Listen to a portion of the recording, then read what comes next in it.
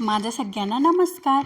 आज आपण गोबीची भाजी कशी बनवणार हे पाहणार आहोत आणि मी कशी बनवते पंजाबी स्टाईलने ते मी तुमच्यासोबत शेअर करणार आहे।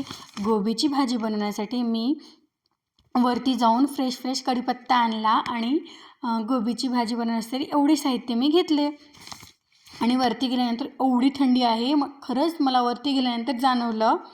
तर आज मी तुम्हाला गोबीची भाजी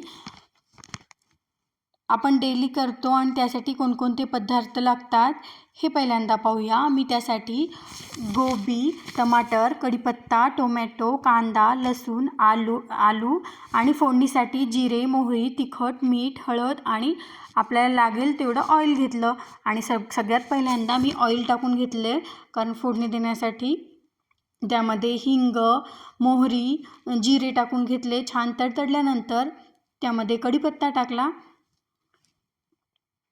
त्यानंतर मी त्यामध्ये लसूण टाकून घेतलं आणि छान परतून घेतलं। त्यानंतर कांदा टाकला आणि मी कांदा टाकल्यानंतर मध्ये मीठ टाकलं, कारण मला मीठ टाकल्यानंतर लवकर कोणतेही टमाटा, आलू छान लवकर शिजतं असं वाटतं, वाफतं लवकर, त्यामुळं मी मीठ टाकून घेतले। त्यानंतर आलू टाकून घेतले, नंतर उरलेलं गोबी आणि टोमॅटो टाकून घेतलं आणि छान वाफवण्यासाठी मी वरती झाकण ठेवून, मी नेहमी झाकण ठेवल्यानंतर वरतून पाणी टाकते, कारण लवकर वाफतं, भाजी लवकर वाफते, त्यामुळे मी वरून पाणी टाकले आणि थोड्या वेळानंतर छान वाफल्यानंतर एक 5-1 मिनिटानंतर मी ते काढून बघितलं आणि छान वाफले होते। मी आलू स्मॅश करून पाहिला आणि ते वाफले होते। त्यामध्ये तिखट, हळद टाकून घेतली आणि छान परतून घेतले।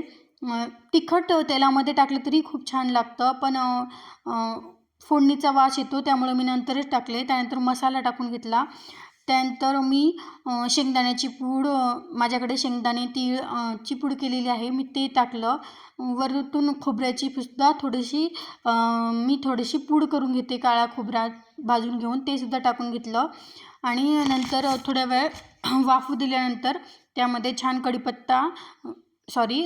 कोथिंबीर टाकून घेतली आणि मस्त सर्व केलं। सगळ्यांना खूप आवडली, पोळीसोबत अप्रतिम टेस्ट लागते।